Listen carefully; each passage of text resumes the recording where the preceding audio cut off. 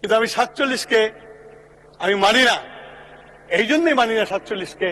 এই 47 তৈরি হয়েছিল ধর্মের নামে, বাঙালিকে শোষণ করার জন্য। 71 না হলে আমরা কেউ সংসদ সদস্য হতে পারতাম না। 71 না হলে আপনার এই দেশের মন্ত্রী হতে পারতাম না, মাননীয় স্পিকার।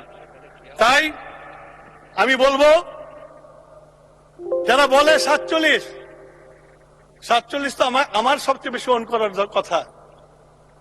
আমার বাবা 47 একজন নেতা ছিল, তখন উনি লেজিসলেটিভ কাউন্সিলের মেম্বার ছিলেন। খান বাহাদুর টাইটেল দিয়েছে, উনি প্রত্যাখ্যান করেছিলেন। কিন্তু আমি 47-কে আমি মানি না।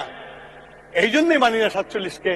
এই 47 তৈরি হয়েছিল ধর্মের নামে, বাঙালিকে শোষণ করার জন্য। সেই জন্য 47-এর কিন্তু আমার কাছে কোনো মূল্য নাই।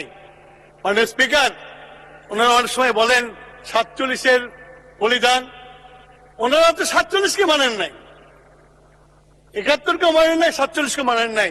সুতরাং আজকে 47 কেন ওনারা নিয়ে আসেন আমি বুঝি না। মাননীয় স্পিকার, আজকে আমরা 17 বছর ত্যাগ তিতিক্ষা করেছি। আমি কিছুক্ষণ আগে বলেছিলাম আমরা 69 আন্দোলন করেছিলাম, ছাত্র সংগ্রাম